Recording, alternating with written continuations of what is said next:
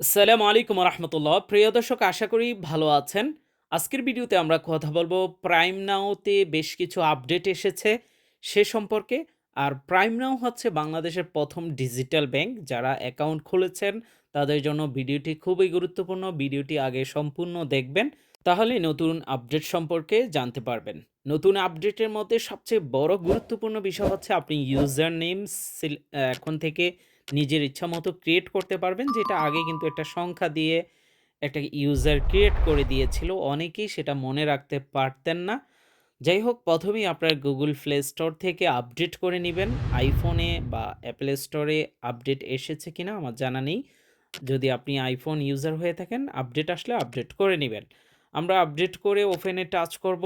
দেখতে পাচ্ছেন অনেকটাই কিন্তু চেঞ্জ করা হয়েছে। যাদের অলরেডি অ্যাকাউন্ট আছে তারা নিচে already I have a account এটাতে টাচ করবেন। আমরা আমাদের আগের অনেকগুলো ভিডিওতে অনেকেই কমেন্ট করেছিলেন যে আমরা ইউজার ভুলে গিয়েছি, সেটা ফরগেট করব কিভাবে? সেটার সমাধানও আছে। আপনারা এখানে আপনি ধরুন ইউজার ভুলে গিয়েছেন বা নতুন ইউজার ক্রিয়েট করতে চাচ্ছেন আপনার মতো করে। এখানে এই যে লাল দাগ দিয়ে দেখিয়ে দিয়েছি, এই অপশনে আপনাকে টাচ করতে হবে।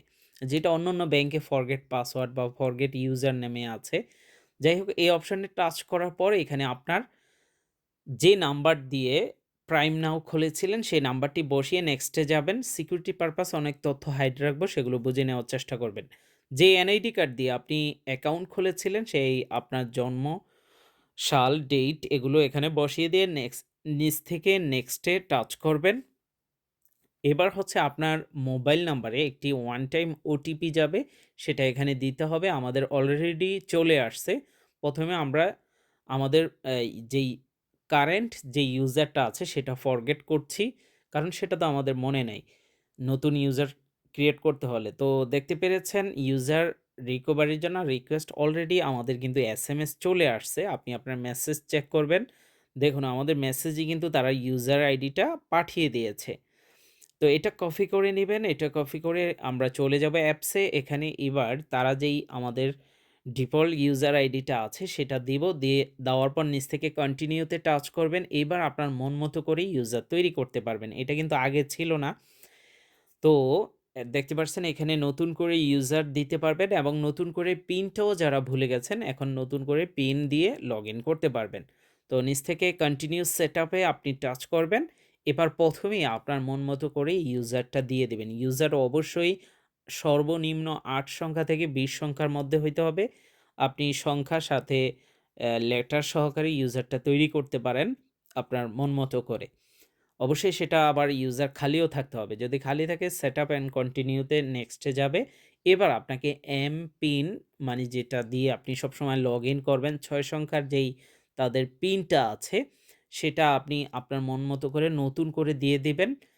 পিনটা সঠিক আছে কিনা এই যে শো পিনে টাচ করলে আপনি দেখতে পারবেন আপনার পিনটা যেটা আপনি দিতে যাচ্ছেন এক্সাক্টলি। অনেক সময় অ্যা আপনি দিচ্ছেন সঠিক কিন্তু টিপ লেগে মানে ভুলও হয়ে যাইতে পারে। এজন্য চেক করার সুযোগ সুবিধা আছে।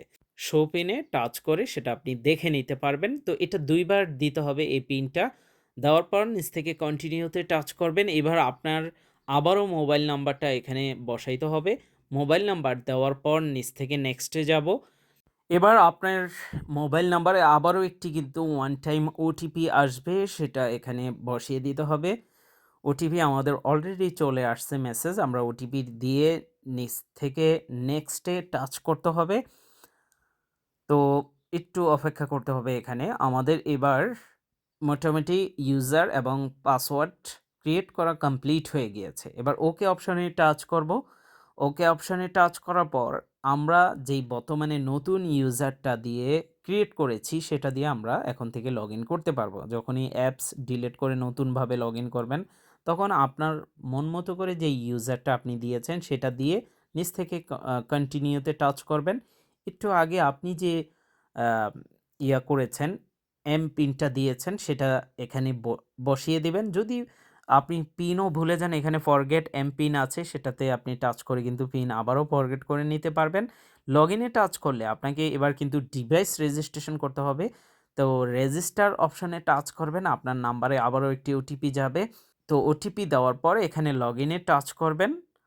এবার হচ্ছে আপনি যদি টাচ আইডি অন করতে চান, যে সবসময় আপনি এই পাসওয়ার্ড বারবার লিখতে চাচ্ছেন না, আপনার সবাই এখন স্মার্টফোন ব্যবহার করেন। আপনার ফোন যদি আপনি সবসময় টাচ আইডি বা ফিঙ্গার দিয়ে লগ ইন করে থাকেন, তাহলে এটা ইউজ করতে পারবেন।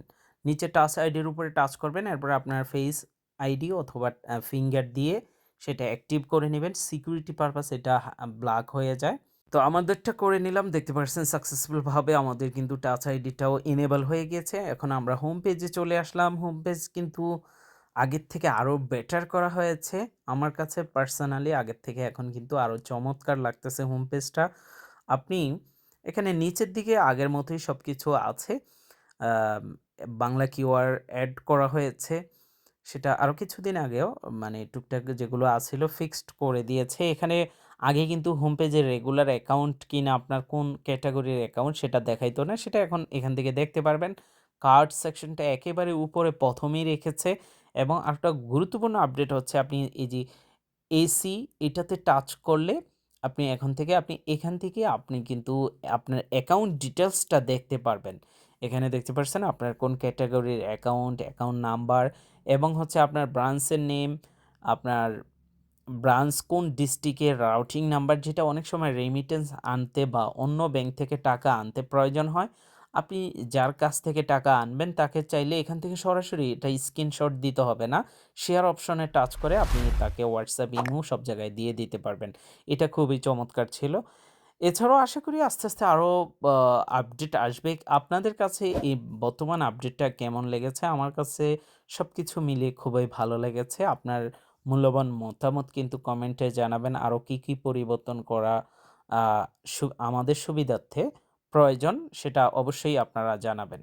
প্রিয় দর্শক, আপনারা যদি প্রবাসে যেতে চান অথবা প্রবাসে বর্তমানে আছেন, সিমটা আপনার সাথে আছে ব্যাংকিং কাজের জন্য অথবা বিকাশ নগদ ব্যবহার করার জন্য অথবা সিমটা ভালো রাখার জন্য, যদি রোমিং চালু করতে চান, আমাদের স্ক্রিনে দেওয়া হোয়াটসঅ্যাপে যোগাযোগ করতে পারেন।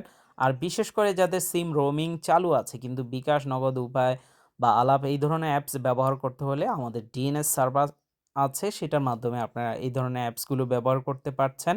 এছাড়াও স্ক্রিনে দেওয়া এই অ্যাপসগুলো ব্যবহার করার জন্য আলাদা ভিপিএন আছে, সেটাও আমাদের কাছে পেয়ে যাবেন।